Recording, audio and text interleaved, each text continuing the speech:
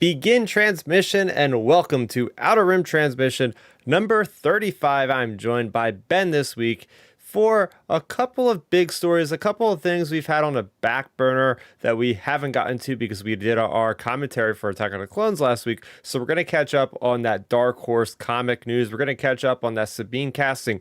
But there's been a very big story that is revolving around is Rangers of the New Republic canceled. So we'll get all to that on this week's episode. But before we do, as always, if you guys are watching us live on Fridays at 9 o'clock, you could also listen to us on any of your favorite podcast streaming platforms. And if you're listening, go ahead and join the discussion live in the chat room on Fridays at 9 o'clock Eastern. So with that being said, how was your Thanksgiving, Ben? My Thanksgiving was really good. I just had, a lot of food all day pretty much. Watched football, took a nap, spent time with the family. The traditional American family Thanksgiving, I guess you would say. And then got a good workout yesterday morning before all of that. So that's always nice, getting a good a lift session in the gym. Yeah, it was busy in the gym as well yesterday. Just everybody's trying to offset every calorie they can. And of course, earlier today in the gym was just as crowded and busy as we like to see it there. But yes, my family get together was a little smaller, but definitely fun to be had. Definitely so much food, it's ridiculous at times. Like, oh man, and you just see everybody slowly get tired and tired as the night goes on, as we kind of collapse into our food comas. So it was fun, but it was nice to have a day off. Every once in a while I get a day off around here, so it's good to just kind of lounge around and be lazy for most of the day. So all around, good times were had. Oh yeah, for sure. Thanksgiving's always a nice time, and it's funny because as we talked about last week, around the holiday season, we're always the Star Wars people in our families and stuff, and it got into discussion yesterday. They were like, "So Ben, when's the next season of Mandalorian?" Seeing like, it. I just had to laugh because I feel like that show, sure, the Book of Boba obviously is going to be huge once it comes out, but a lot of people, I feel like the main thing on their mind when it comes to Star Wars live action is still Mandalorian. Like, I feel like that made such a big impact on people with Grogu, with Mando, just the way things are. That's the thing that I feel like really hit the people hard. And it was just interesting hearing some of those comments like that. Yeah, definitely funny because I've been going through the same thing with some of my coworkers. Like, when's Mandalorian? And I'm like, hey, you're gonna be waiting until this time next year. And they're like, wait, what? And I'm like, hold on, calm down, calm down. So Book of Yep. Boba Fett is basically like 2.5 of Mandalorian. Mandalorian season 2.5, right? We're gonna branch into a lot of things. Heck, I keep telling people, look, man, I would be very surprised. I'd put money down that Din Djarin's going to show up at some point in the season in some way or another to kind of fill us in on what's been happening with his version of the story, right?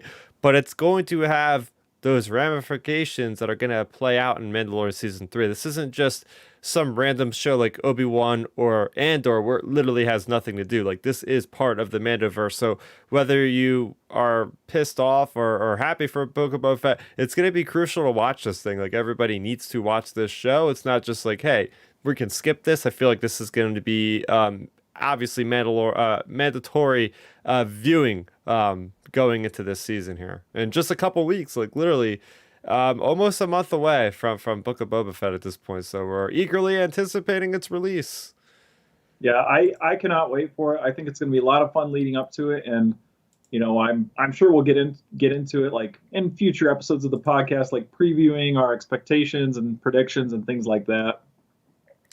Heck yeah. So out this week, we had count 'em, four comic books. For whatever reason, I was talking to my local comic book seller, and he was saying like the Thanksgiving Eve is always like one of the biggest days for comics. Like, a lot of the publishers try to get out like their big specials and things around that week. So we have another special out called Life Day #1. It was fun.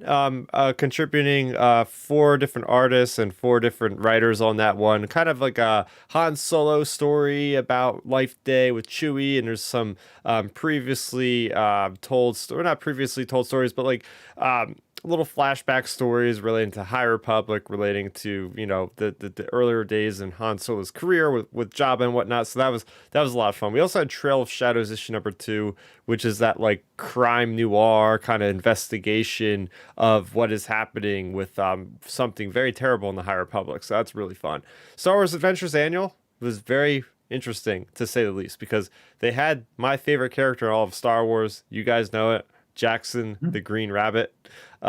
He's on the cover, so immediately I was kind of deflated when I picked it up. Like, oh, I'm gonna have to read another one of these stories. I guess he's not actually in the entire comic. So there you go. Comics have a long history of putting characters on covers that don't appear actually in the text of the story. So there you go. But there are things that were brought back from Legends called Hoojibs, and they are basically like telepathic bunny rabbits. So I found that interesting to say the least. And there was also Star Wars Adventures issue number 12, which continued a Rogue Squadron and concluded the Rogue Squadron story and had a Lando Calrissian story. So all those can be found in a review that I will be putting up later this weekend. With the holiday and everything, I haven't been able to get it up at my normal time on Thursday, but rest assured that review is coming at some point this weekend. And I did finish my Thrawn Ascendancy Lesser Evil review. I just plowed through that book. It was over 530 or 550 pages, which is basically 200 pages more than the usual Star Wars canon book. So, man, oh man, did Timothy Zahn really just get to have fun playing in this playground that he created over there in the Unknown Regions, aka as the Chiss like to call it, the Chaos. So, and there was plenty of chaos. There's plenty of foreshadowing that will happen, I'm pretty sure. Mandoverse, hopefully, because that's when we're going to see Thrawn again. I would love to see maybe Timothy Zahn get the chance to write maybe an Ezra and Thrawn trilogy. That'd be really cool if he was able to write that like once Mandoverse concludes and all, because we know there's lots of time between if he'll pop up in Mandoverse and when we see him like 2 years before the Battle of Yavin and Rebels going away. So lots of stuff happening on the horizon of the books and the comics. But our first story we're going to bring you guys into is our headliner. And this was found in Empire magazine. They had a nice spread, really cool cover story on the Book of Boba Fett, as they usually do with the different Star Wars movies and shows coming out.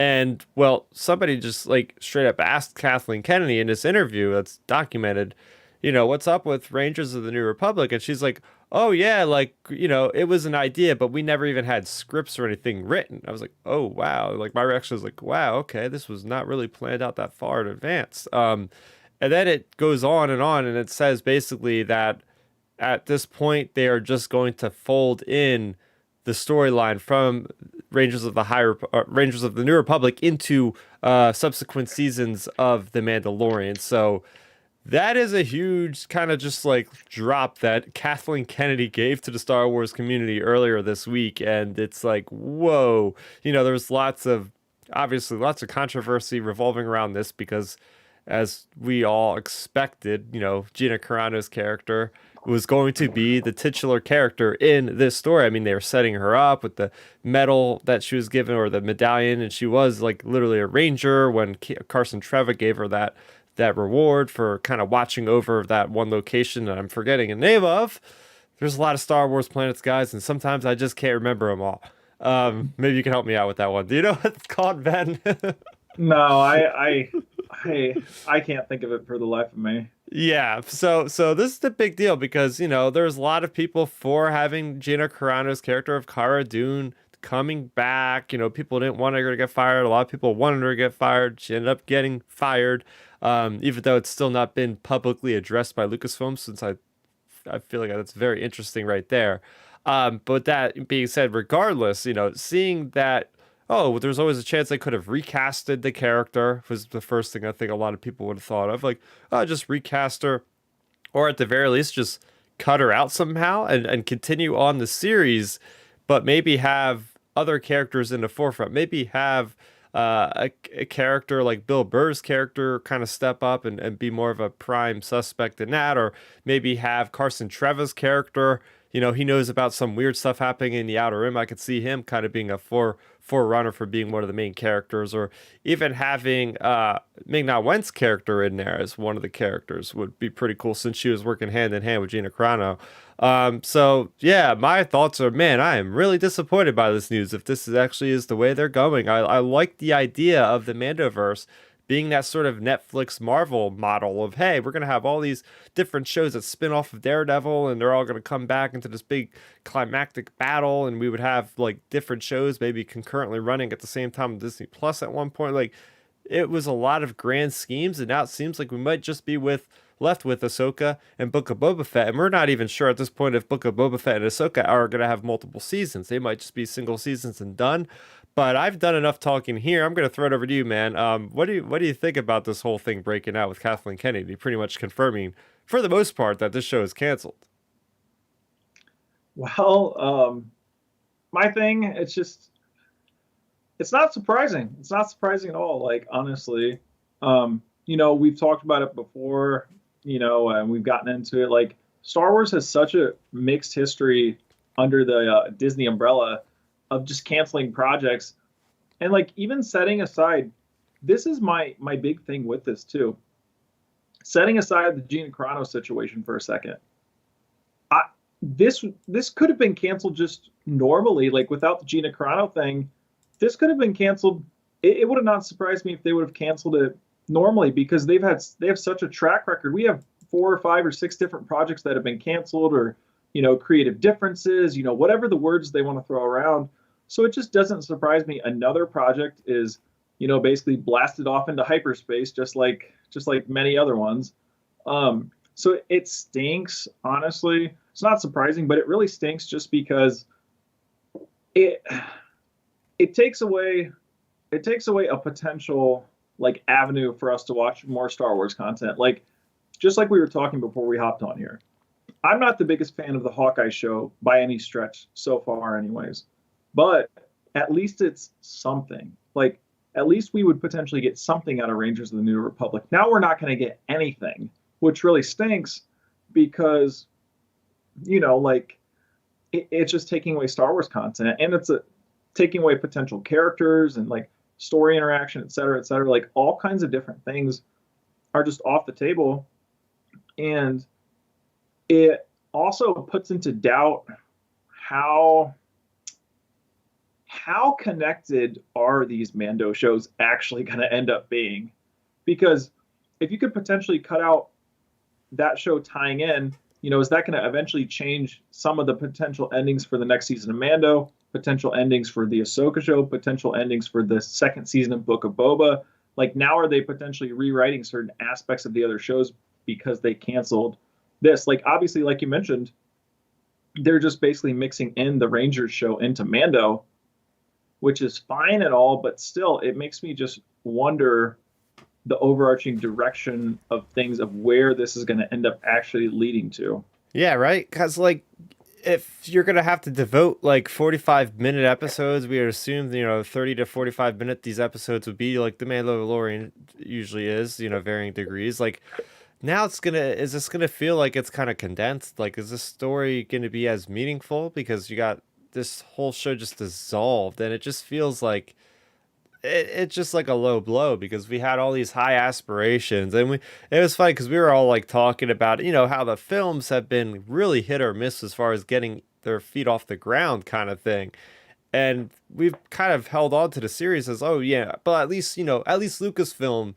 man, oh man, the Mandoverse is so tight, so good, everything's always on schedule, like no issues, and now it's like, oh, Yeah. now this is happening to the shows. Like, that's the thing that we thought was untouchable. Like, yeah, it's fine. Movies have been doing that for years now. We're used to this kind of bad news with the movies, but oh no, not our prized possession of the Mandoverse. Now that we gotta, and you're right. Like, they have to, these writing teams work years in advance on some of the stuff with what they have to do. So what is that going to mean? Are they have to change the whole ending of the whole series? Like, I want to know, like, how far out they planned the Mandoverse. I mean, they already confirmed that they're going to have some kind of climactic movie to end it all or something like that. So, like, did they have like a general like year to the year plan? Like year one, we're gonna do Mando. Year two is Mando 2, and then that branches out into year three, which is all these other spin-offs, and year four and year five. Like what do they have like a roadmap? And now is that roadmap completely just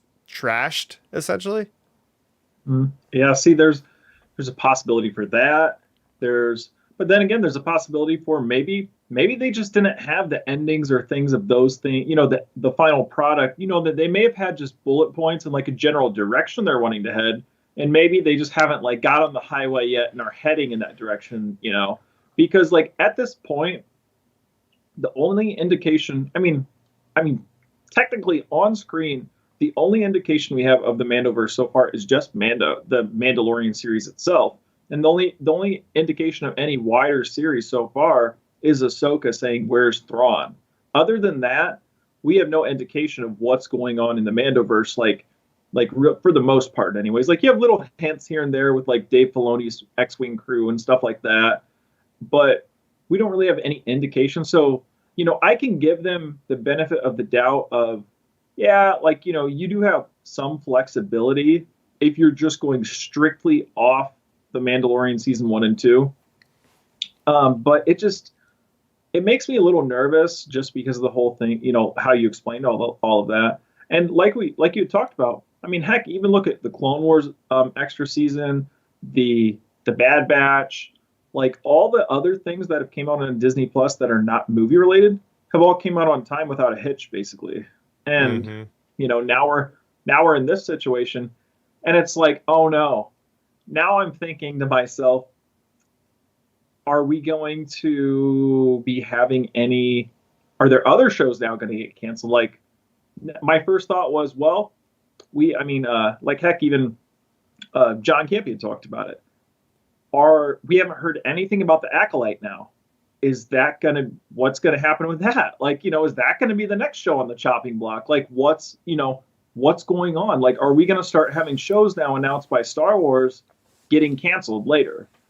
Or just slowly letting, disappear? I mean, heck, even in the movie realm, there's that mystery Rian Johnson trilogy that's out there that just slowly has faded into the background, and they never announced they canceled it, but they never announced they're going forward with it. So until further notice, like, what's up with that? Now we have, then last week the Patty Jenkins stuff with the Rogue Squadron, like all kinds of different things, and now it's bleeding over into the Disney Plus series realm, and it makes me nervous because it's like, oh man, are we going to get really cool series now? It's like, what if they come and announce like, oh guys, we're doing a Luke and Grogu series, blah blah blah. Now I'm going to be super nervous because it's like, oh no, is this going to get canceled or something? Yeah, it's almost like the same thing with the movies, right? Until you see an actual trailer, which means they have done the post-production on the movie already at that point, or most of it, then you're in the clear. But up until you see that first trailer, nothing is guaranteed anymore. And that's Yeah. just the state of where we are right now. Oh, if you want a big example of it, let's rewind clear back to 2014 for our viewers and listeners. Just a fun little homework assignment for anybody listening. Go to the Star Wars' Twitter page, or go to the search section on Twitter, type in @StarWars, and then type in Michael Arndt, the writer. And this is the funny thing. You can pull up the old tweets on Star Wars' Twitter page, and they're announcing Michael Arndt is writing the George Lucas adapted sequel trilogy. That is literally on the Star Wars Twitter page. They still haven't deleted that tweet yet, and it's still on there from like 2014. So even going 7 years back, they've still been canceling things. So it makes me wonder, like, are we going to get into this with the shows now too? And I'm like, I hope not, because like you said, Chris, I thought the shows were like almost untouchable. Just they've all, they film smoothly. We never heard any issues about Book of Boba or Kenobi, really. I mean, I don't know. It's concerning to me, I would say. Yeah, Rob D in the chat is saying, I think it's safe to say Rangers of the New Republic is canceled. And to also kind of soften the blow a little bit, I mean, to be honest, like, we haven't heard anything about this show. So I think if a lot of us even brought up the idea, it's like, yeah, is this thing actually going to ever happen anyway? But this is just Yeah. kind of like that final nail in the coffin, and the fact that, Kathleen Kennedy herself, president of Lucasfilm, literally said this. It's like, okay, that could be that. It doesn't take much more than that for you to get a confirmation. But Yeah. he's also chiming in. There's so much canceled Star Wars content. This comes from Rob D. Between canon and legends, Heart of the Jedi, Sword of the Jedi, the Mandalorian novel, visceral Star Wars game. Yeah, yeah. Now I know about Heart of the Jedi, and that was like an Amazon. It was on Amazon. Somebody put it on and they took it off, Yep. obviously. Like, that was kind of interesting. I do not know about Sword of the Jedi. The Mandalorian novel, yeah, that was also very interesting. It was, that was written by Adam Christopher, who is now writing The Secrets of the Sith, or no, that's the other book that I have. The Sith book that's coming out next year. Um, and Virtual Star Wars game. Yeah, well, talking about the video games being canceled is probably worse than the movies. Honestly, they've canceled more Star Wars Yeah. video games than any other property at this point. So that's not to be expected. But yeah, I mean, just looking at just the way they're doing things, it's just, I, yeah, I think concerning is the right word here. They've had enough I, time to figure out what they wanted to do because this literally happened like a year ago. So yeah. I guess they're like, let's just rip the band-aid off at this point and just let people know what's happening with it. Yeah. I do think this, though, to spin it also in a positive direction, I can give credit on this note. Like, I've been real harsh on Star Wars and their canceling and the way I've definitely been critical of Kathleen Kennedy on her management. I mean, they made a lot of money, but they've definitely managed a lot of things very, very sloppily, I would say. But I can give them credit here. They're at least communicating. I said it before, Star Wars is, it's like the person you're in a relationship with and they don't communicate and then you guys end up breaking up and you're like, what happened? So at least Star Wars is communicating this to us, and especially I do like the fact that Kathleen Kennedy came out and basically said it because they could have just let this leak, to the Hollywood Reporter or Deadline or someone Mm-hmm. or even Empire Magazine, and they could have just let it get out there and not have to deal with it. Like, so I can totally give her credit where credit is due on that, just because there's been several times where we've had issues in the Star Wars community, and quite frankly, Kathleen Kennedy's been nowhere to be found. Like, she's doesn't come out and speak on any of like on some of the issues before. So it's good that she was actually acknowledging this and stuff. So I can give her props there for actually communicating this information versus just dodging the question, especially since this was an interview, like in an article. Like, you could have just said no comment or something, or she could have potentially just told him, hey, we're not having that question in this interview, or what I Yeah, mean. yeah, yeah. So, like, I can give her props there of actually communicating the information to the fans. So I think that is a positive takeaway. Mm-hmm. Mm-hmm. And just kind of wrapping up, like, Yep. what do we think that Rangers of the New Republic could be? And I always kind of thought about the Mandoverse as it split off with its spin-offs. So obviously Mandalore. Mandalorian is dealing with Mandalore, the seat of Mandalore, taking it back from the Empire, the remnants of the Empire, yada yada yada. Then you have Book of Boba Fett, obviously dealing with the underworld. We're gonna get that in a couple weeks. Boba Fett, seat of throne, Jabba's throne. You got that there. You got Rangers of the New Republic, which would be, I think, kind of like just going out and trying to find out more about the Empire, trying to find out about these remnants of the Empire, whether or not it's going to. I think Ahsoka would deal more with Thrawn, but I think this would deal more with Moff Gideon, trying to figure out what's going on there. And then Ahsoka obviously dealing with Thrawn and Ezra. So you would have all these different storylines, but now they're just going to have to pull double duty at this point with what's going on there. But I really did like when they rolled out those announcements on Investors Day, and it was these different titles. Like, we're so used to the titles of like Andor and Obi-Wan and Solo Star Wars, like all these like character names as the episodes or as the series, and then they were like Book of Boba Fett. I was like, oh, that's interesting. At least they did a cool title spin off of Boba Fett. But then you also have Rangers of the New Republic, and something about it just kind of like rung with me, where I was just like resonated with me, where I was just like, okay, that is actually pretty creative. It's an ensemble. It's not based off one character. Who are these Rangers going to be? And the way they kind of slowly teased that what they were doing with that storyline in season 2. Again, like you said this before, it's not as direct as like whereas Thrawn, like obviously like that's a huge lead into Ahsoka. They're gonna have to write off, Cara Dune somehow out of this thing. And yeah, I mean, so did you have any predictions or whatever of what you could have thought this series could have been about, or who could have been involved in that, Ben? Yeah, I mean, I know there was rumors out there early on. Again, this show wasn't even really in development, so who knows? It could have been just people speculating. I know there was rumors it was potentially like Cara Dune and like Bo-Katan, and then Bo-Katan's like not minions, I guess, like her hench people.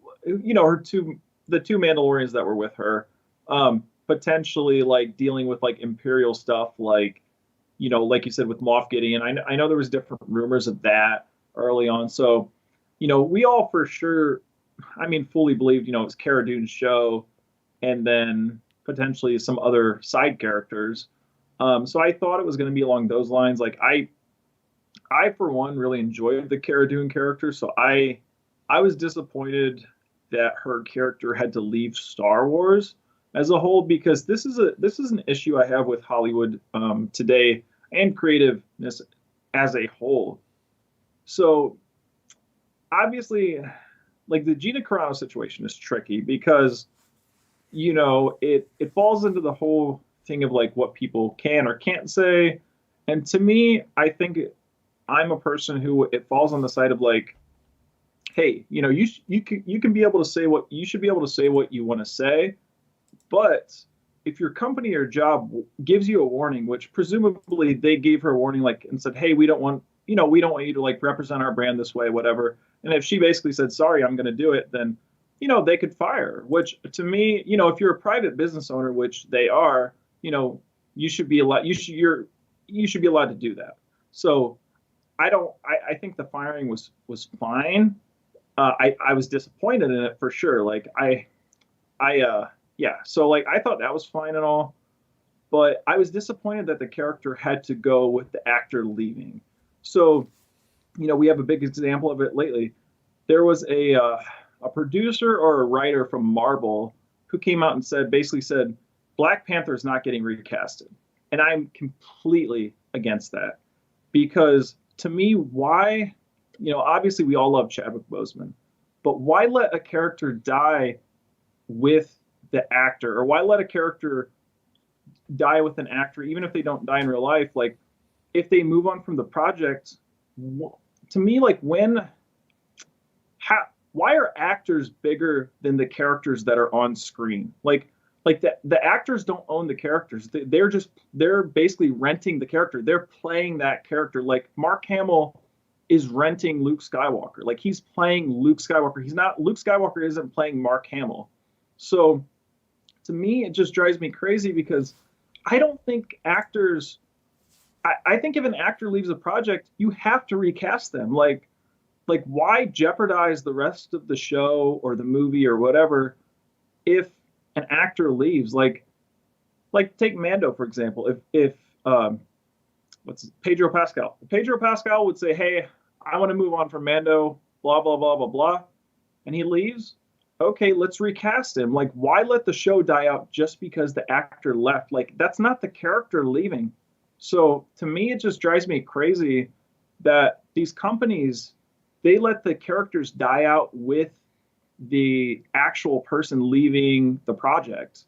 And it just doesn't make sense that a story does that. And you have plenty of examples over the years. Like, look, we've had a gazillion Batmans and Supermans and James Bonds and I mean, even in our own Star Wars universe, if Han Solo can get recasted, any character in any movie universe can get recasted. Here's the thing with that though. With Han Solo, there is a big age difference, at least like 10 or 15 years there. So I could see them getting away with that from that perspective. But as far as, and same thing with Obi-Wan. Obi-Wan was recasted because he's playing a much, much younger version. Star Wars up until this point, correct me if I'm wrong, there's not been a whole lot of live action projects, but there hasn't been anything like this situation. There hasn't been anything where it's like, oh, the same character at the same time is getting recasted. And I think that the issue is with some people I've heard make the argument like hey, if the character still exists, I'm gonna still think of the other actress and the stuff she said and be bothered by it and just, so that I guess that they people can't move the image of the actress from Yeah. to the other actress, I guess, and then it just creates That, a confusion or something. yeah. Yeah, that's totally understandable. A lot of that falls on the whole thing of, what can you separate things like that? Because that's like a thing, I'm a sports fan. Can you separate a character, for example, a character on the field, like someone playing on the field, like an actor in this case, playing in a movie with their off the field potential controversies? Like there are plenty of instances where, an athlete in the NFL has an off the field issue, then they go and play. When they're on the field on Sunday for the game, people are cheering them on and they're not thinking about the off the field issues. So it just, and the reason why is they go out and perform really well. So I feel like when it comes to a situation like this, if you would make it matters how you would write it and things like that. But if you would make her character, if you'd make the Cara Dune character be really good, have a good story arc, it would work out well. It just all comes down to execution, because at the end of the day, we could, I mean, like take Book of Boba, for example. Like if they don't execute on the story really well, that could just sabotage and bomb that character. Like, it could make Boba look like a bad character. So it all comes down to execution of the story, the actor, the way the character's portraying the actor and everything. And yeah, it just really comes down to execution of the story, I think. And I mean, heck, I was a person though early on. I thought Leia should have been recasted for Rise of Skywalker. Like I was 100% in that boat, because I thought, it's almost the same thing as T'Challa. Like, why let a character die out versus getting what we got in Rise of Skywalker?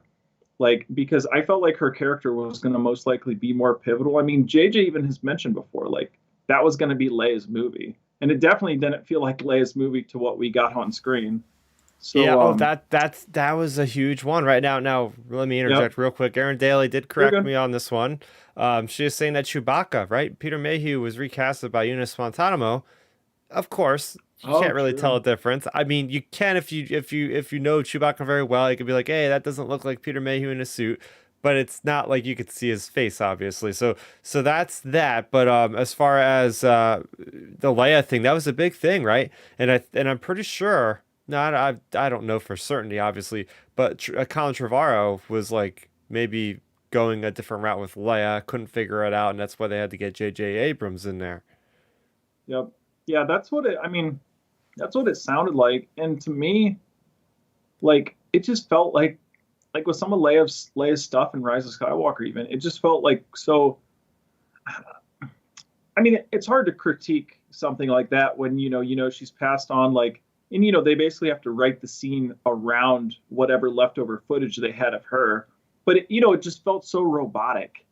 And to me, I would have rather had get a grade A actor in there, or if you don't want to get a grade A actor in there, get an unknown actress who's the similar age range, who can just give us a good Leia. Like, none of us knew Carrie Fisher before A New Hope.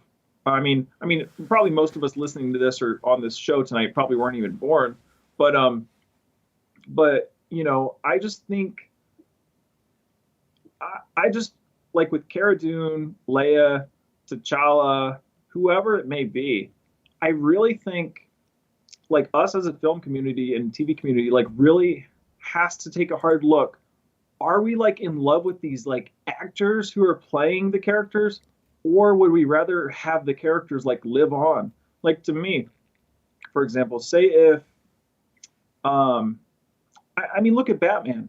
Like Batman, for example. How many Batmans do we even have? We have Ben Affleck, we have Robert Pattinson coming out, and we Hmm. have Michael Keaton coming out, which Michael Keaton's my favorite. And the thing about it is, I can I can still look at all of them and be like, oh yeah, those guys are different different actors, but they're still playing Bruce Wayne slash Batman. Yeah. And to me, I think audiences, I think the film industry, like the studio, like Disney or Warner Brothers or whoever, I think they sometimes over or underestimate how smart the film community is, because if you go to a movie, like you'll have that disjointed moment, like, whoa, that's not so and so actor. And then after 5 minutes, once you're into it, you're good. Like, I think they underestimate how smart film viewers actually are. Like, because people, for the most part, go to these movies or watch these shows for entertainment. Like, once you get into the swing of things, you'll forget that that's not Gina Carano or whatever. Like, if the Cara Dune character was doing really well, it would be fine. But Yeah. but then again, there's always that risk because if Cara Dune's character wasn't written well, then it would be like, why didn't you just cut her out of the show? And I could totally see from that side of things as well. Yeah.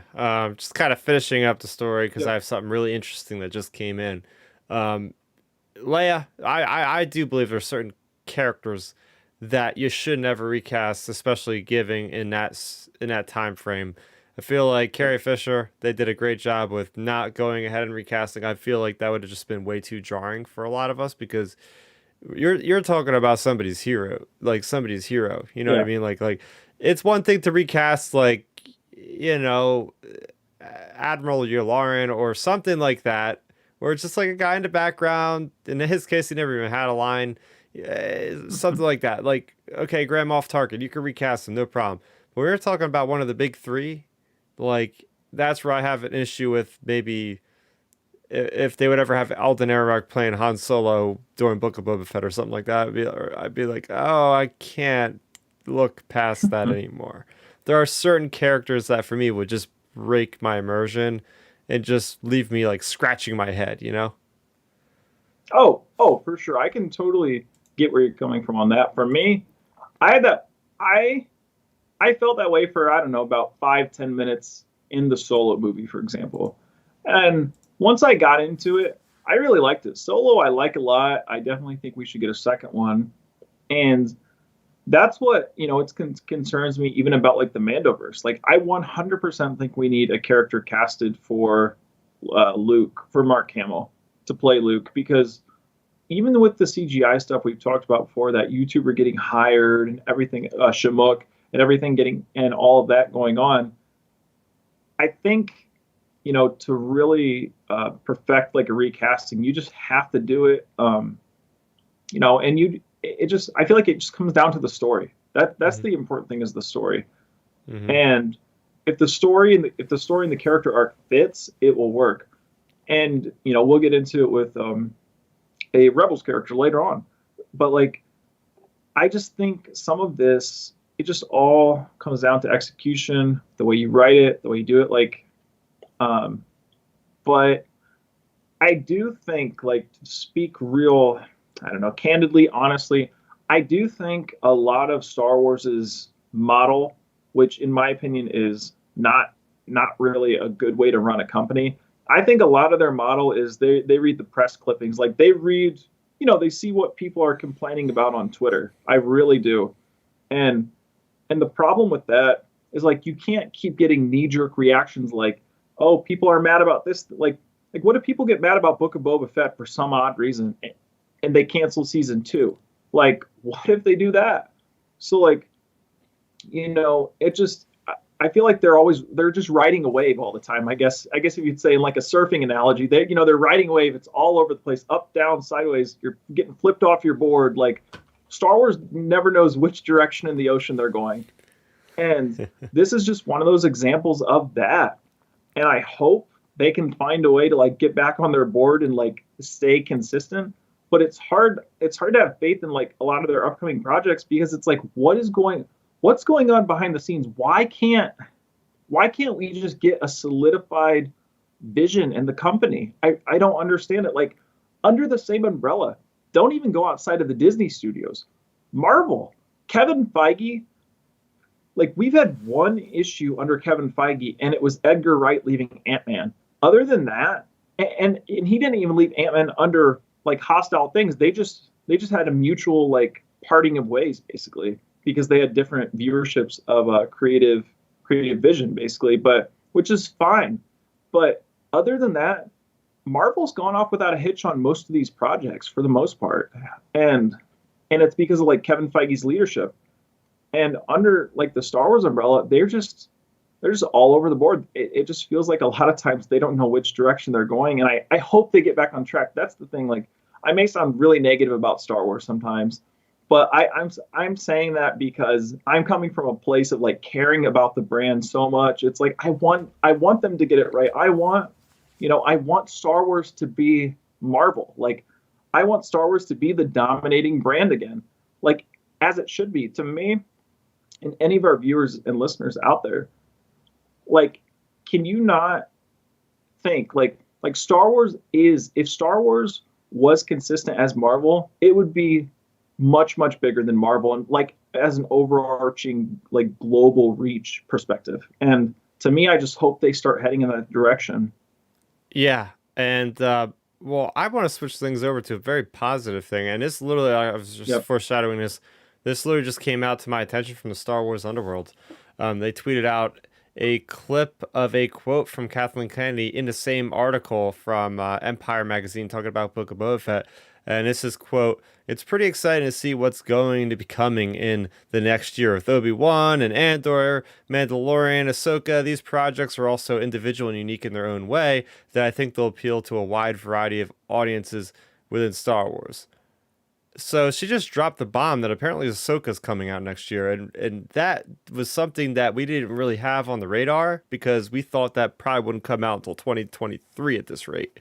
So just when we thought that 2022 couldn't get any busier with Star Wars, I think we're literally gonna have like 52 weeks of Star Wars coming up in 2022 because that's Book of Boba Fett is only gonna have one episode in 2021. The rest gonna be in 2022. So you have literally five live action series in 2022, not Yeah. including Bad Batch, which probably will have 16 episodes again. So yeah, I think they just said, hey, let's just like we might even have to have overlap at this point. If they're gonna have five live action series, I think Bad Batch might be running concurrently while there's a live action series coming out. So this is Well, nuts.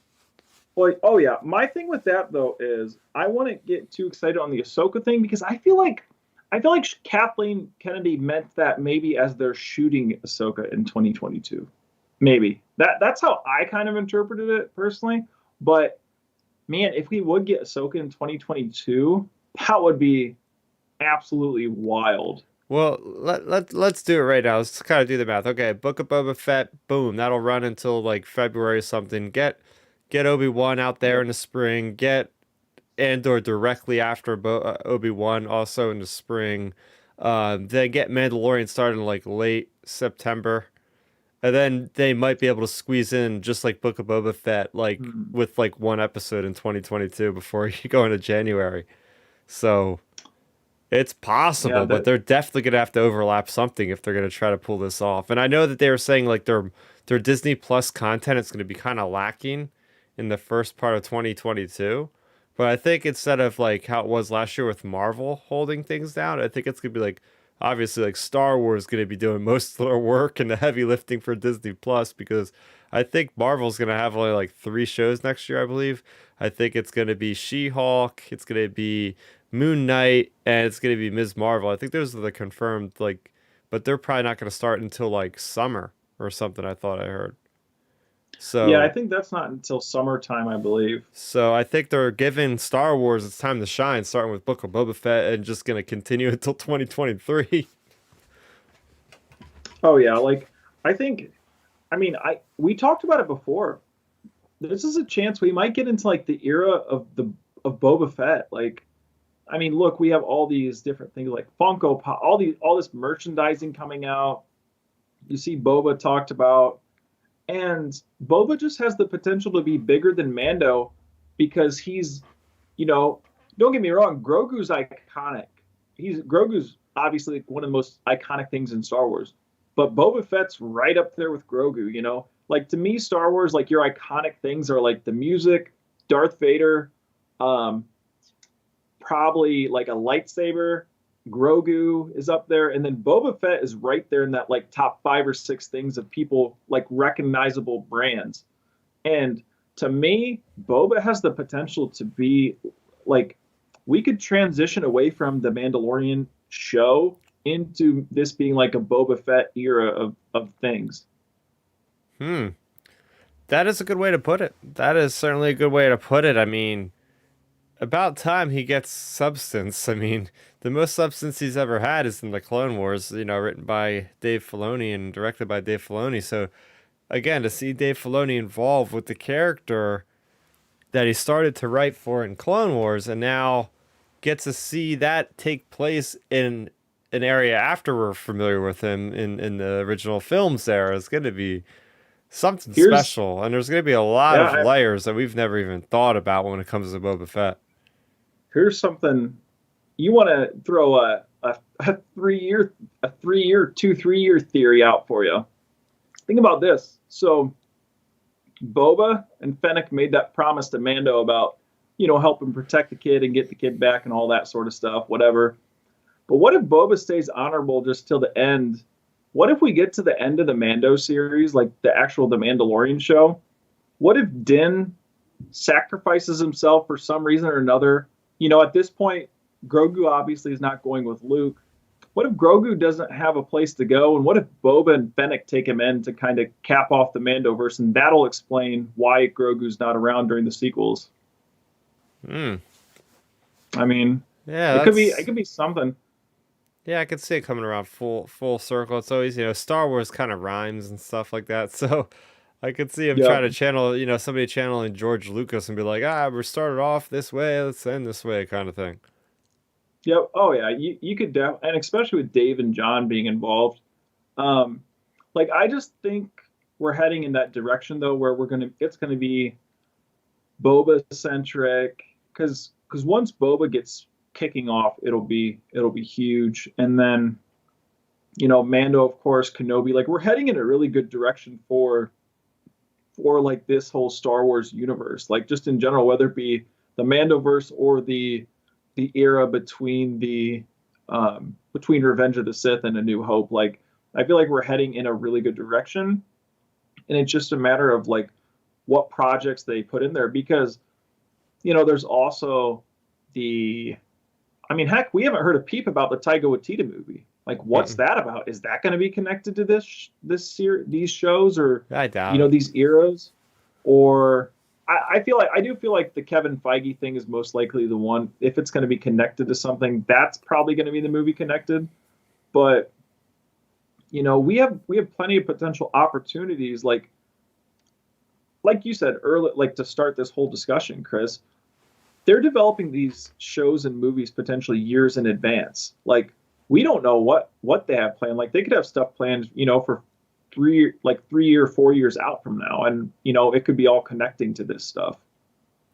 Yeah, Erin is also saying in here she has a kind of hunch, like, hey, maybe they'll launch an Ahsoka trailer at Celebration, right? Because if we're doing the math of what comes out first, or doing the predictions, whatever, Obi-Wan might already be out by the time Celebration's going. It might be in the midst of it. Maybe they'll launch Obi-Wan Kenobi on May the 4th. I could see that happening. I could see them doing like Bad Batch and go right in for May the 4th like they did Bad Batch. They launched that on May the 4th because Celebration, Ahsoka's such a huge character for the fans, like the hardcore fans. So I could see them like holding out on like a glimpse, and they'll kind of pull a Rebels season 3 trailer and they'll actually show Thrawn for the first time live action to everybody in the audience, kind of like mimicking what they did in that Celebration in London.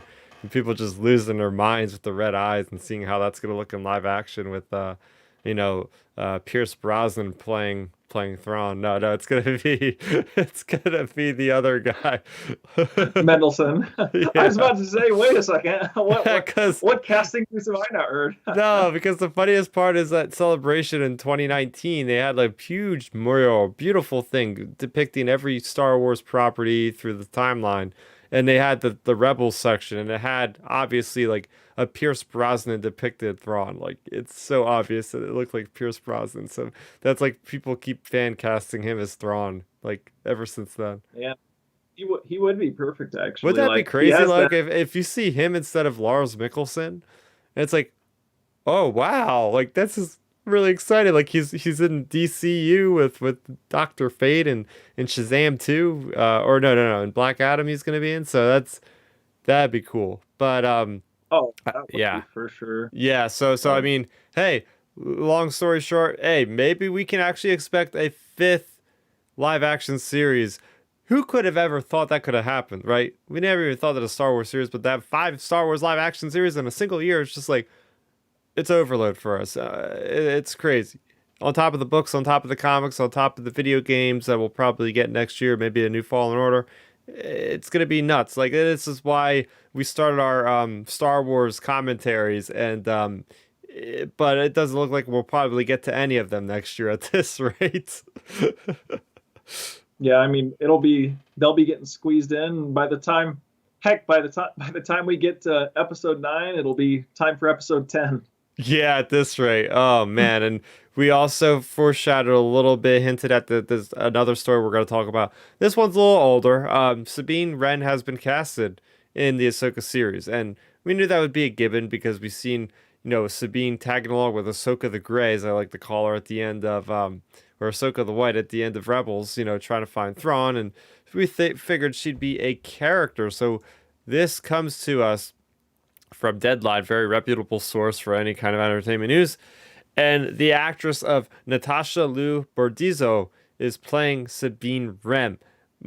My initial reaction is, what the heck? Like how could they fumble this? Like you have Tia Sircar right there, man. Like the girl is physical shape, could work for this character, right? She's got the acting prowess in live action. So, heck, I think she's done more live action roles than anything with more animation. So, I mean, this kind of boggled my mind, and the more I thought about it, the more I was okay with this casting, because maybe Tia just is not like physical enough to do this role, because maybe there's just so much stuff that is happening where they have to have somebody that has maybe more experience working with like combat and stuff. But then I'm thinking as well, like, dude, like she wears a helmet. Like you could just throw the stunt double in there and have them do that, and then have her with the helmet off, just standing and walking and talking with people. So yeah, at the same point, it's like you got that going on. So we were talking about recast. Now, isn't the same thing because you're going from an animated voice actor to a live action. And we had a bit of this going on with Ashley Eckstein that plays Ahsoka in animated, and we got obviously Rosario Dawson. Now there is a big difference in that one, because why I really like the personality and how she's so forward with the community, and bringing people together with Ashley Eckstein, just so supportive of the fans. She is not the right build to be playing Ahsoka Tano. She's a Yeah. very petite woman, very, very nice woman, but she just, it's in that case, they have to get somebody that's a little bit more, a little bit more physical in that regards. And that made Yeah. sense with me when it came to Rosario Dawson. Like, okay, I could see that. Like, that's fine. Okay, let's do it. But this one, just especially with wearing a helmet and all. What are your thoughts on this one, Ben? Yeah, well, that's a good point. And the thing is too about like even if let's say the Ahsoka thing I'll be real quick on the Ahsoka thing. To me, at the end of the day, when it comes to like Ashley Eckstein versus Ahsoka or versus Rosario Dawson, like we all love Ashley Eckstein and everything, but Rosario Dawson is one of the best actors like alive right now. Like she's a great, like the word great's thrown around too much, but she's, Oscar nominated, she's one of the best actors. Like when you have an Oscar worthy actor wanting to be in a role, like you listen, in my opinion, because the Star Wars universe, we don't have that many of them. So it's nice the fact that Rosario's in on it, and she's genuinely loving it. Like if you look at her social media feed, I mean, she's been one of our biggest Star Wars leakers for half our stories we've talked about the last few months. So, it's been a lot of fun, like seeing her excitement of playing the character of Ahsoka. So, it makes me excited for that series. Now, in terms for this story with Sabine, it's interesting because I didn't recognize the actress's name that was cast. I didn't recognize her. And then, of No. course, we knew Tia from Rebels. But, like, to me, the more that I got thinking about it, like at first I was kind of like, it doesn't really matter because, it's, they recasted Ahsoka. But then again, as we talked about it more, like Ashley didn't really fit the role per se, like the build and everything. And both of these actresses are similar build, so it's kind of like, did you really have to recast her? And then even as you got talking about it, you made a really good point there. Like, we have in the Mandoverse, like in with Din Djarin himself, Pedro wasn't even in the episode really with Bryce Dallas Howard that she directed in the first season of Mando. Like, she literally said when she was on set, she was like, where's Pedro Pascal? And they're like, he's not here today. Like, and she was directing without him on set because you didn't need him to be there because there was a helmet on the stunt double. So again, that's a really good point that you made, Chris, that like, if you have to have stunt work, just have the stunt double and then do the voiceover just like you did with Din Djarin. So, the more that I got thinking about that, it's kind of like, man, I wish they would have just had Tia be in it. But again, I mean, heck, even just a real like non Star Wars related, maybe both of the actors' schedules just lined up.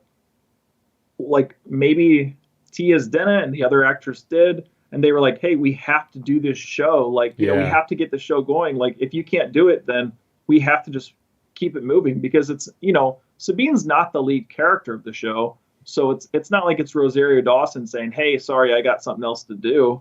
Like, maybe they're just both, maybe their schedules just align better one way or another. And maybe that's why actually, like, that could be literally the real world reason why they're not possibly being in it. And, us as fans, it's kind of like, we don't like to hear that because that's not like a juicy type reason why, but that could for sure be a reason why. Yeah, that is a good point you brought up, and I think that's probably the most likely of the situations here based off of like the logistical things, like, oh, this could easily work. This is not just a single show, but a show, as we were saying before with Rangers of the New Republic, that is planned out probably years in advance. One show folds into the other seamlessly. You're not just like waiting around like, oh, she's doing this show that's going to end up she's going to be done doing that in March, so we'll just wait until March to start filming. Like, no, like, we have to be done filming by March, so we got to get somebody in here now. Like, so, yeah, it really sucks that has to happen, but, like, these actors are involved with these contracts that they can't really break with these other things they signed. So it is, like you said, it's not juicy and it's not, like, sexy or anything like that to be like, oh, they just couldn't come to terms, but this might be a casualty of that, I think. Well, I mean, that could be the case. Heck, look at the situation going on with the Fast and Furious franchise. Like, don't get me wrong, I am definitely an anti-Fast and the Furious person, to say the least. That may be an understatement. But like, that franchise, they can't move on. I don't even know what The Rock's character's name is. I forget. But Hobbs? Vin Diesel, who? Oh, Hobbs. Yeah, Hobbs. Okay, yeah. So Hobbs, they can't really like move on from his character. Like, Vin Diesel, Vin Diesel and The Rock had this big feud and all kinds of stuff over social media, and The Rock basically said he's done and he's not coming back. Well, Vin Diesel basically came out and said, we cannot make the final movie for the franchise without you in it. And he was basically begging The Rock to come back over his Instagram. Like, he wrote a big public post on Instagram to The Rock, like, basically begging him to come back. And the thing about that is, like, that's a situation, like, the movie hasn't even started filming. It's probably not even written or anything. So they can just wait on The Rock to, basically maybe make up with Vin Diesel and that sort of stuff. But in this situation with Sabine, like you said, Chris, they might be on a time crunch. Like, we have to get this show done. These shows are slotted in. They have to line up. They have to line up also in sync with our Marvel Disney Plus shows that are coming out and our theatrical releases, because they probably don't want all these shows overshadowing certain movies and things like that. So it's going to be interesting just seeing how they play it out, because, you have this situation where they're on a time crunch. Then, like with the Fast and Furious, they're not on a time crunch because they haven't even announced dates for that movie or anything. So they can just keep pushing it till whenever, like, The Rock would feel comfortable coming back. So, it's going to be interesting to see how this plays out with Sabine. And to me, it's also a tricky situation. Like it could be the scheduling thing, and then also I look at it and I'm like, man, I do kind of wish Sabine's. I wish Tia could have been playing in it, just because we already have that example of Bo Katan of Mm-hmm. oh, what's her Katie Sackhoff. We have Katie Sackhoff playing Bo Katan, and she did an amazing job. Like her portrayal transitions so perfectly. Like I literally thought, when she took her helmet off, it was like, holy smokes, that's Yeah. exactly what I imagined. That's exactly what I imagined she would look like live action, 100%. Mm-hmm. And she nailed it. She nailed the mannerisms, nailed everything. And I think a lot of that had to do with what like her actually playing the character for so long. So it made me think like maybe with Tia playing Sabine for so long, like and being so interactive with the fans and things like that, like it's like, oh, I wish she could have possibly, just because she could have maybe had those mannerisms down. But then again, we could be in a situation. Look, Rosario Dawson killed it as Ahsoka. Like she did amazing, and I absolutely loved her portrayal. Like arguably, potentially better than the animated version. So like the thing is, it's going to be an interesting thing just to see how it plays out. But I don't think we have to worry too much, because at the end of the day, Dave Filoni is going to be showing her all kinds of the clips of Sabine, and they're Mm-hmm. going to be like really going over her mannerisms and things like that. I think it'll be done really well for sure. Yeah, and just before we transition, I do want to Yep. kind of point out things that Bordizzo has made. In the past, she's debuted as Snow Vase in Netflix's Crouching Tiger, Hidden Dragon, Sword of Destiny. She also starred on the streamer series The Society and in the 2019 film Crazy About You. Her featuring credits also include The Voyeur's Detective Chinatown 2, Guns Akimbo, and Hotel Mumbai. She'll be seen next in Day Shift. So there you go. I have not seen a Oh, single one of those I've projects. actually, yeah, I've actually seen Hotel Mumbai. Like Huh. that's I'm pretty sure that's a God, I feel like I watched that in high school actually. Like that was actually based off of like real events. Like that was like a not like biographical movie, but like like portrayed like off of real events that happened. Hmm. Um, but it's been ages since I've seen it, but I have seen that movie actually. Cool. Cool.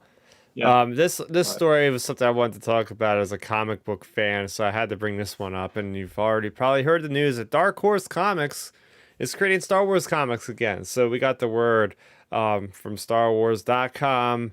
They are stating that Dark Horse Comics, they had the publishing rights for the Star Wars comics after Marvel lost them or decided to give them up. I'm not sure on the situation is that. But Dark Horse had the comics from the early 1990s up into the buyout of Lucasfilm by Disney in like 2014. Um, so they started off basically with not the Crimson Empire, but the Dark Empire. Is that what it's called?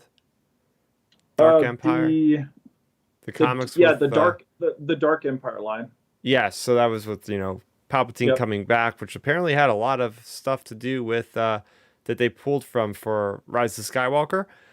But this is the interesting thing. So right now there are two publishers for Star Wars comics. There's the all ages, geared toward all ages, but a lot of it is for the younger crowd. That is the IDW comic line.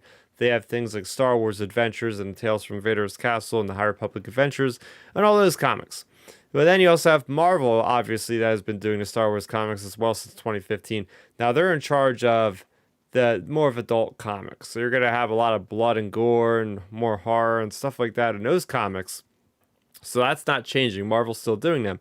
However, we had found out a couple weeks or maybe even a couple months ago at this point that IDW is basically losing the license for their Star Wars content starting in like January, February. So everybody's been kind of like, okay, we have all these different comic lines like Star Wars Adventures and the High Republic Adventures that are going on. Now, in this report, it says that Dark Horse Comics is going to be doing the all age comics. So it seems pretty easily to connect the dots here that IDW has lost it, whereas Dark Horse is basically going to be producing what IDW has, all age comics. So they already confirmed they're doing High Republic stuff first. So hopefully we'll get some kind of iteration of the Padawans that we see in IDW comics, like different characters like Talasolo and all these other people running around like Court. Um, and they also said they're going to be writing comics up into the Rise of the First Order. So basically, anything between High Republic and Rise of the First Order, which is what we've already been dipping into anyway. But a lot of people are really happy with this because Dark Horse is what they grew up on. Me personally, I don't have any kind of longing or any kind of nostalgia for this because I really wasn't into comics until Marvel got the license back in 2015. Um, I mean, I have a couple issues here and there of just random comics, but it's nothing like sentimental to me at all. I did realize today as I was going through my comics that the Shadows of the Empire trade paperback is published by Dark Horse. So I was like, oh, so I can say I've read a Dark Horse comic. So that's pretty cool. But as far as this news, what do you think about this, Ben? Oh, I think it's excellent news. And the good part about it, of course, I'm like one of those people with nostalgia too. Like I'm excited. I'm really excited because I read the Dark Empire comics and things like that. So that's super exciting. And I think it's really exciting because Dark Horse and Star Wars were trending the other day when this news came out. They were like, like the 10th or 11th, whatever. Like they were in like the top 20 trending topics, like in the US. Like it was getting talked about. So like it's so cool seeing Star Wars trending, but not trending because of a video game or a movie.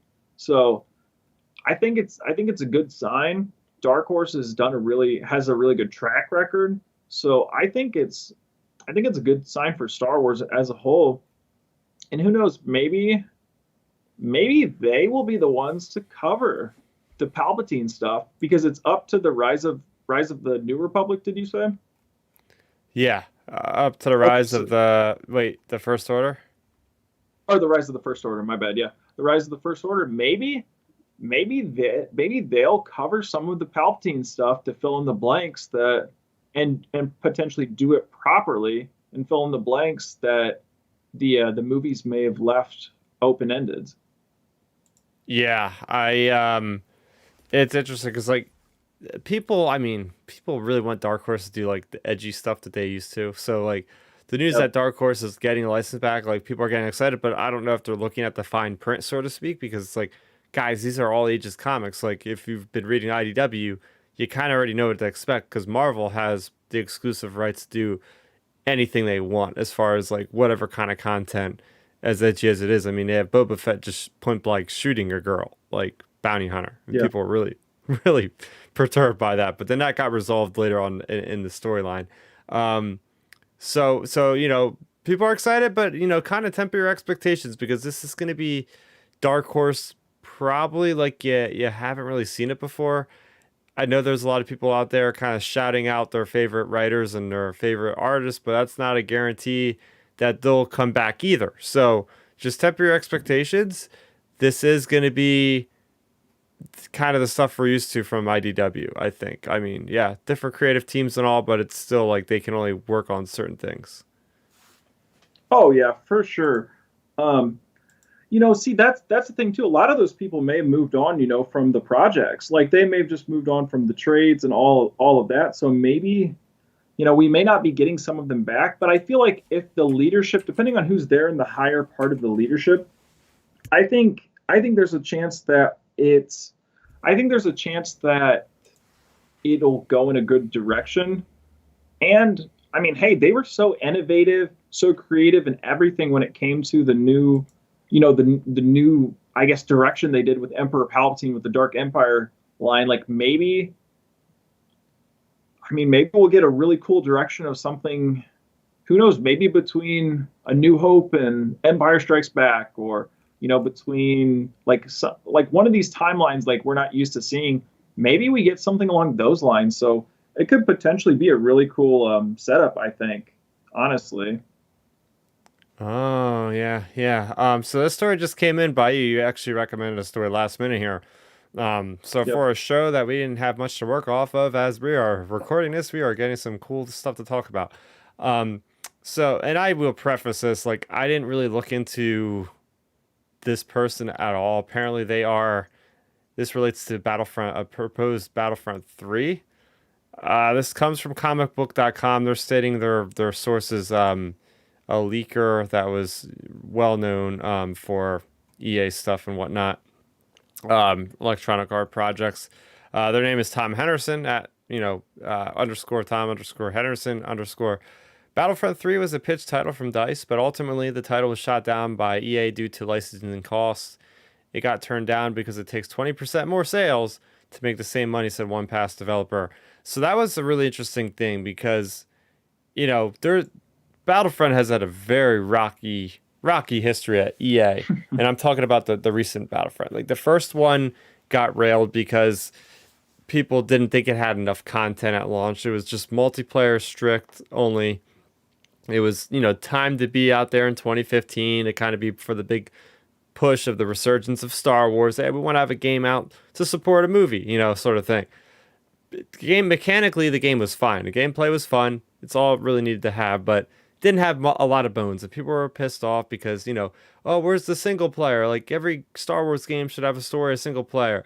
And then they rectified that with Battlefront 2. 2 years later, had the full suite. They had the Separatists. They had the Galactic Republic. They also had, the original trilogy, and they had the sequel trilogy. So it was like, wow, this is the full deal. And there's a really awesome cinematic single player Inferno Squadron story. And then they botched it up with the microtransactions. And before the game even officially launched during the pre-launch, it was basically pay to win. Like you could buy star cards, make your guy more powerful. And then they were backpedaling for like 2 years before they finally just canned the project. And I've been seeing other things coming out recently about, and again, I'm not sure if these are verified sources or anything, so take this with a grain of salt. Like they had Ventress, they had Ahsoka, they had all these like planets and stuff that were planned, but it's like, why would they pull the plug now when they could have had this the Halo Infinite just came out and it's a live service game. Like that game's probably gonna be going on for several years because they have the platform and they just increase content. Games like Apex Legends, Fortnite's been out for what, 5 years or something. That's still going on the same exact game. So they could have gotten away with that, but something happened, and I don't know what the story is on that. Maybe it'll come out eventually of like, why did they just cut ties with Battlefront 2 all of a sudden? And now this article that you brought up here is like, yeah, we know that it's hard to work with EA or hard to work with Lucasfilm for a lot of reasons, but the fact of like, oh wow, like yeah, they have to basically make like all the licensing for DICE to work on it. They have to pay the certain amount of money to Lucasfilm, which is very high. So I could see them being like hesitant on making Battlefront 3 because they're dealing with the baggage from Battlefront 1 and Battlefront 2. Like, oh, are people going to buy this game after what we did before with it? But the thing is, like, the game got really good graces with the gamers because by the end of Battlefront 2, like if you play it today, you'll be like, if you didn't know anything about the prior drama, you'd be like, oh, this is a really great game from top to bottom. It's got so many multiplayer modes.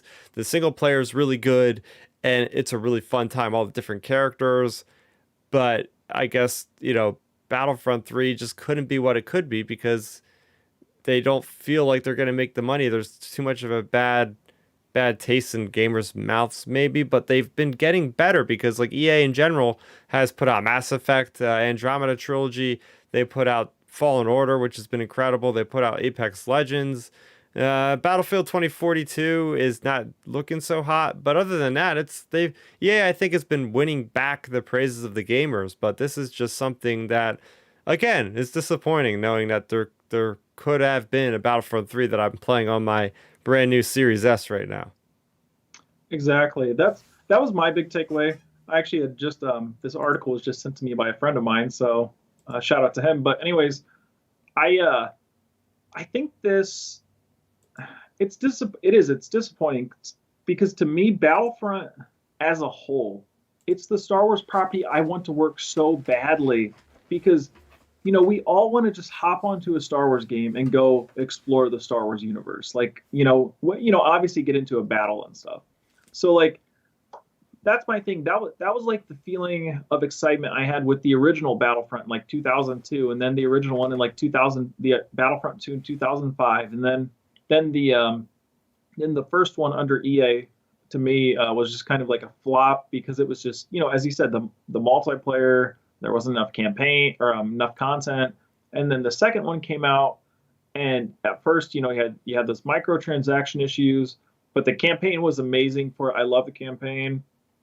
And then, like you said, though, the game Battlefront 2 nowadays is totally different than what it was when it released originally. Like it's completely different. Yeah, So so so that's like a big thing, I think. And then it's just when it comes to EA as a whole, like I have experience with them because I play Madden, and they're a company, like when their games I feel like get like a harsh reputation from the fans, like the fans never let it go. Like they will mm-mm. never ever let it go. Like take Madden 22 for example. When the game first launched, it was really really bad. Like for anybody who plays football, there was no defense. All you'd have to do is just step back, throw the ball, and it was an instant touchdown. There was Oh no my matter what you gosh. did, you could stand in front of the wide receiver and it would be a touchdown. So like now though, the game's been patched, it's been fixed, and you can play the game just fine and the game plays fine. But you go into any comment section under the Madden post and it's all just people ripping the game to shreds. And people just can't let it go when it comes to EA. Um, and like with Star Wars, you mix in that like the EA crowd with the Star Wars, how like us as Star Wars fans can get sometimes like that. You're asking for like a potential hostile situation. So like I don't know, it's just disappointing because I really wanted Battlefront 3, and also I was hearing the same things too, Chris. There was a potential like Ahsoka Adventurous like campaign or storyline or something going on with that game, Yeah, and and now here's that the it's thing. Yeah, yeah, here's the continue. thing. I'm thinking about it more and more. All that Yeah, content they had like what happened with Battlefront 2 was they had to build back the trust of the gamers. So they basically said, okay, yeah, everything's free now. Everything that is coming out, which is what they should have done. Like, I don't blame them for doing that. The problem is, after a while, you have to pay your developers. If there's no money coming in, like, how are you gonna pay the developers? I would have happily paid, and they had something for the original Battlefront. I think there was a season pass for the original Battlefront because I remember paying for it. They had like 4 DLCs. I would have happily paid for like if they released like their content drop, like the Clone Wars drop. Like I'll pay like $5 for Anakin. I'll pay yeah, $5 for Obi-Wan. That's not a problem. I want to see the game yeah. continue because and somebody tweeted this out the other day.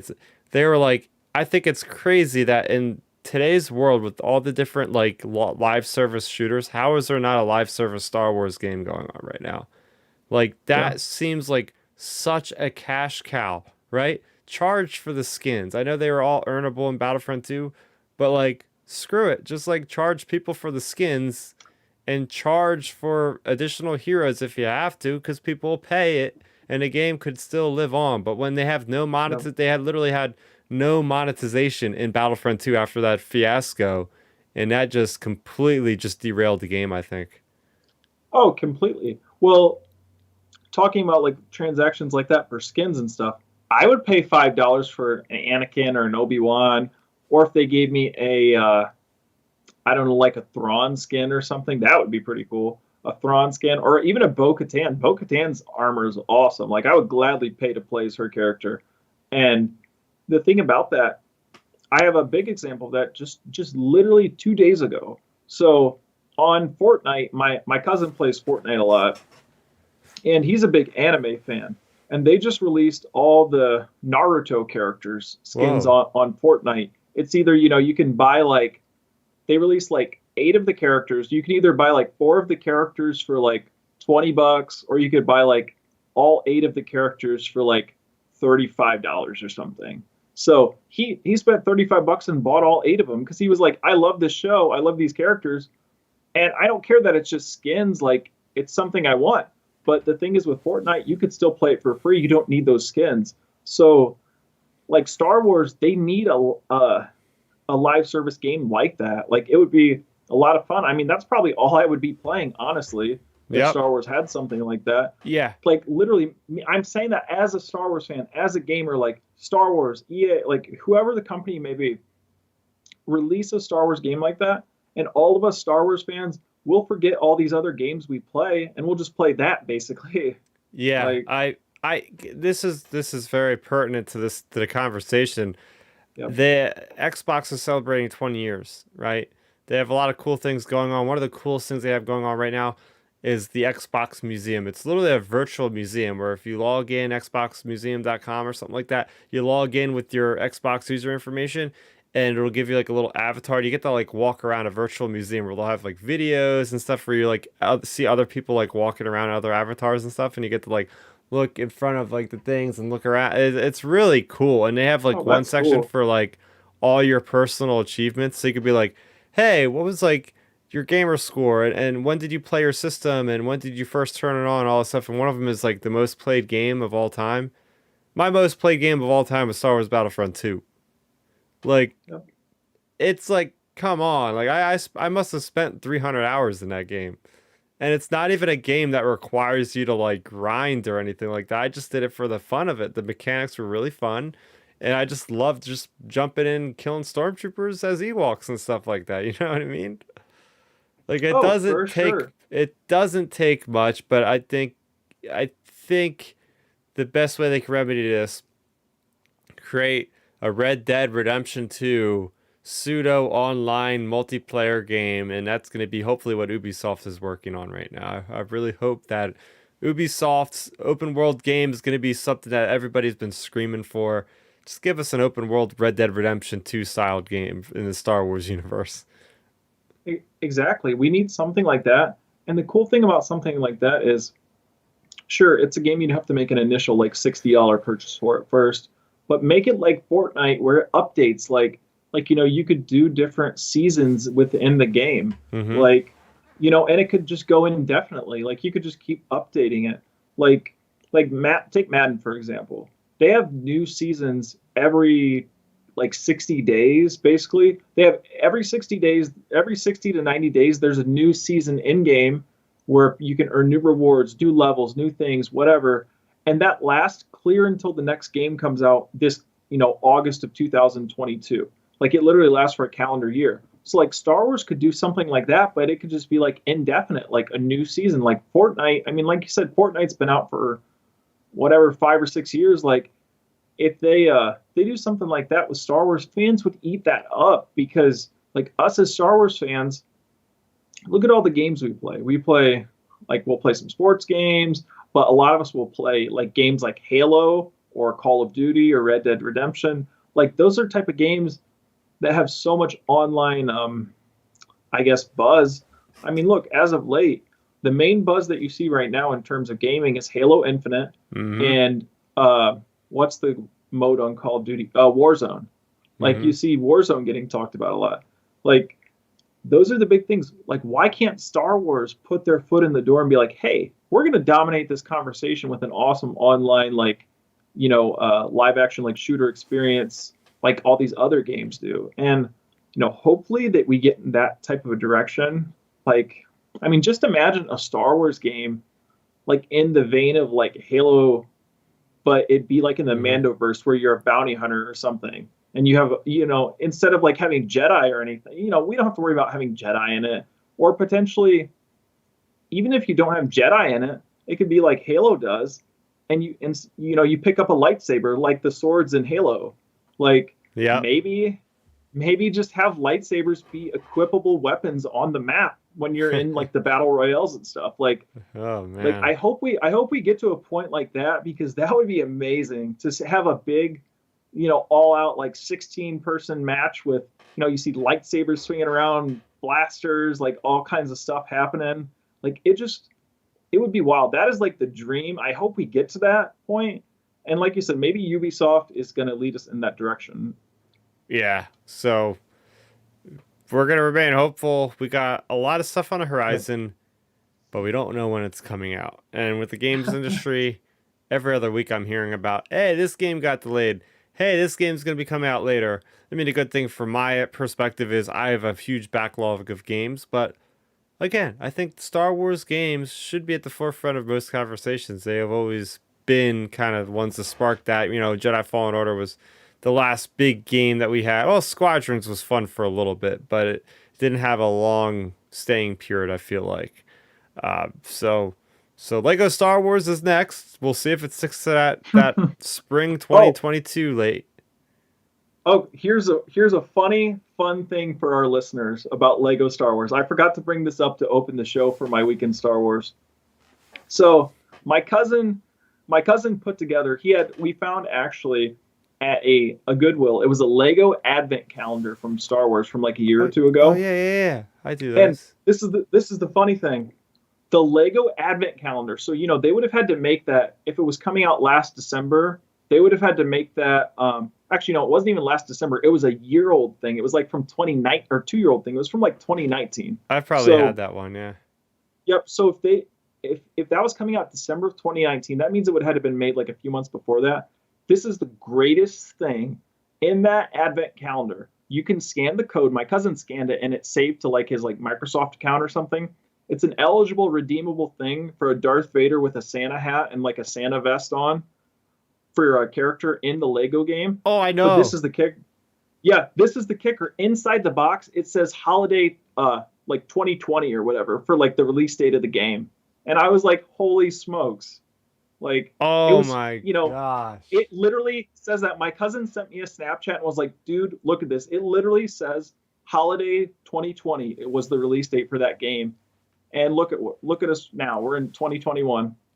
Like, what the heck could have happened Yep. where they had to delay it like almost 2 years? When it Yeah. like the packaging was all ready, everything's like out the door. It's like it was like the midnight call. Delay the game, just like what?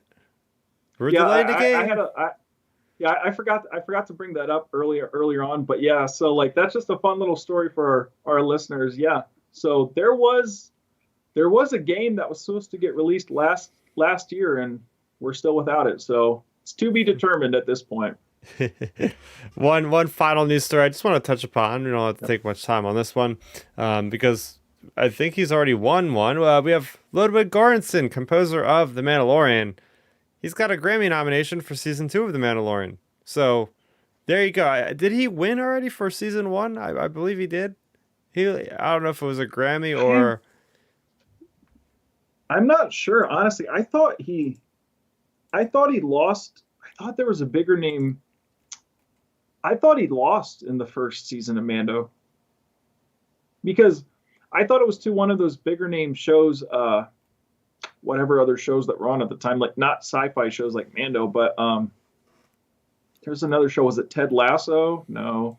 Um, I feel like there was another show that won it, but it's good that he got nominated. I think there's a chance he'll win. Oh wait, I thought he lost to the Boys composer. Maybe Oh, I thought that I they did thought have good that's music in that's that, who. yeah. Yeah, I think that's who it was. But either way, it's great seeing Star Wars get recognized again and like him getting recognized. And I hope honestly with this nomination, we need him on a Star Wars movie. Like, Oh, don't yeah. get me wrong, we all love John Williams and stuff, and the other composers we've had on the Star Wars theatrical Michael releases. Giacchino. Yeah, Michael Giacchino. Um, like we love those guys, but to me, like with Star Wars, it always feels like I know this sounds like negative, but it always feels like Star Wars like a lot of times does like, hey, the TV guys stay in TV and like the movie guys stay in movie. Like it just seems like it seems like there's always like a hard line. Like I would love for Ludwig to like get into like uh the movie aspect of Star Wars, like maybe in like the Feige movie or the Taika Waititi, maybe the Taika Waititi movie, after being connected with the Mando shows.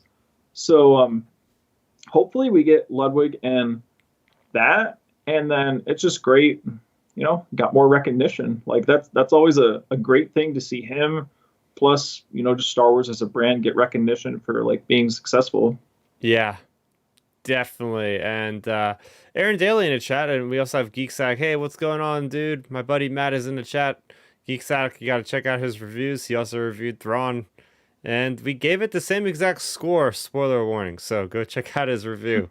But Aaron's saying, did you guys hear that the $800 collector's edition at Lego has a free Lego Luke Skywalker lightsaber for Black Friday?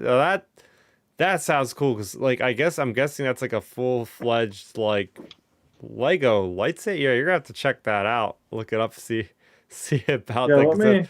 that's like a to scale Lego lightsaber. I've never even seen one before. But that'd be sweet because No. I mean, $800 is a very steep price for Legos, but I feel like Legos is getting more and more expensive. Like I don't mind like looking at them, but I probably never will buy a Lego set again. I just don't have the Oh yeah, room to like display it, honestly. oh yeah, my cousin, he's really getting into Legos. Like he's probably spent like $300 on Star Wars Lego sets in like the Oh yeah. last month and a half. Oof, Um, okay. and I'm like, holy smokes, dude, slow down. um, but but yeah, Star Wars Legos, I love seeing them get like recognition because to me, like growing up, I love Star Wars Legos. Like I've said before many times, I had pretty much every Star Wars Lego set that was available. If you look up from the late '90s and early 2000s, like I pretty much had all of those things. Um, so it's just really cool seeing new sets like that. It is neat that they're actually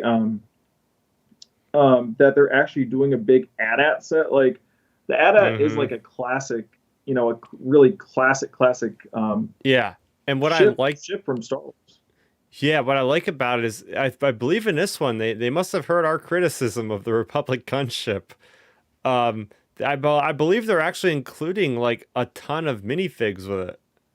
Because that's my huge major criticism. It's like you buy like the $500 or whatever it is for the Republic gunship, and it gives you like one character. It's like, wait a minute, I'm spending several $100s. You're gonna give me one minifigure, and their idea is like, oh well, you could just buy those aftermarket or something. It's like, huh? Like I'm not gonna sit Well, there and have to buy these piecemeal figures to make this thing look cool. well, yeah, or you don't even have enough. Well, the thing about that is too, you don't even have enough figures to man the gunship. Like that's the big thing. Like if you're gonna buy that big of a Lego thing, at least have enough figures to occupy the potential empty spaces, like as if you were gonna play with the Lego set. Um, so like that was a big critique of mine. I know my cousin's been looking at. Speaking of this Lego talk, my cousin's been looking at. It's like $1,000 or something, but it's literally like a 3.5 foot Star Destroyer, like Oh, A big my Lego set. It friend literally, has something like that. And this was yeah, back in like the late 90s or the early 2000s. Like we were just kids back then, but I remember it took up like his entire dresser. Like this thing is literally it looks like a prop from the movie. Like how large the yeah. props are when they would film them. It literally looks that big. Granted, I was a little tiny kid back then, so I might be blowing this out of proportions for my mind now, but it's like even back then the scale of this thing was just I was like, how the hell did you build this thing and how long did it take you? Yeah. Oh yeah. My cousin was looking at that. Like I said, it's been fun like seeing him really get into these Lego things like this. Like I said, Lego's always a lot of fun. I And really enjoy it. yeah, so you did send me that image and I got a chance to look at it. That is so cool. So for those of us that are listening, basically how to explain this thing is it's literally just the hilt of Luke Skywalker's lightsaber. I'm guessing it might be to scale. And it's on like a nice black decorative stand, but it's neat. Like I said, I've never seen a lightsaber hilt quite like this, and the fact that they just kind of drop this out of nowhere, like they're like, "Oh, by the way, you get this." It's like, "Whoo, free stuff with my purchase." That's super exciting. Oh, for sure. Like I think it looks really cool. Like I think it's a really good it's a good marketing idea. And I mean it goes with the AT-AT too, like that's the lightsaber Mm-hmm. Luke used with it. So I really I think it's really neat. Also, side note, I do think the AT-AT looks really cool though. Like I really love the look of that. I mean, the Yeah. crazy the crazy part to me with these Lego sets, man, they are looking more and more realistic than when, like, if you look at the ones that I had when I was a kid, like they were definitely not looking this realistic back then. So it's just crazy seeing how good they look. Yeah, and I like how this one is so interactive. Like this is basically a playset because you could take off like the sides or fold the sides up or whatever it's like, and there's several compartments for like your troop transports, and this would get my imagination flowing, right? Because like they would have the resource books for the Star Wars movies where you could see like the insides of the vehicles and stuff, and like they really played to the really nitty gritty details, because even in the back they have two stowed away speeder bikes, which is just such a cool detail. Like you got the speeder bikes, you got the pilot compartment, then you have like the upper and the lower part of like the seated area where the stormtroopers are. But then I'm thinking, like, when I played through Jedi Fallen Order, when you go to the assault on Kashyyyk, you get to climb up to an AT-AT and you get to actually go inside of it. So I'm guessing they must have also consulted with Respawn Studios and was like, hey, what's the inside of an AT-AT look like? Because they got it pretty spot on from like playing through the game. Yeah, it looks really really good. Like I'm not gonna get this item, but I definitely would want to, like, if I had the space for it and just like disposable income for a Yeah. big Lego set like this, I would definitely get it. Like I said before, like I wish, like if I had a, well, like whenever I get a big house someday or something, um, if I could, it would be so cool to have like a Star Wars room, Mm. with all of these type of like things set up. Like I have a buddy of mine, he literally has a Funko room in his house, Oh my and gosh. I am not exaggerating to the least. Like he literally has Funkos. Like all four of the walls in this room are in Funko Pops to the ceiling, like 8 foot high or whatever. And he said it's like $8,000 worth of like Funkos or something, or $7,000 worth of Funkos like in Oh that big room. gosh. And it's absolutely wild. Like I would love to have something like that. One of my other friends, he's basically developing, like, he went to school for like movie prop development and things like that, and he literally has made like the full cantina from A New Hope pretty much, in his basement. Like that's his actual bar in his basement with like a refrigerator and everything. Like it's an actual like usable cantina. Um, so like it's cool seeing people do things like that, and like these type of items like this could just add to those things. Mm-hmm. Mm-hmm. Mm-hmm. Yeah, so I mean, I think we're gonna wrap it up there for this week's episode. But we had quite a smorgasbord of topics, whether it be casting news for a live action series, to some video game news, to some comic news, to some collecting news. We pretty much covered most of the major bases in the Star Wars multimedia approach there. So once again, you guys can follow me at Starrapter on Twitter, and of course on the YouTube channel, youtube.com/Starrapter. If you're listening, you can check us out there live.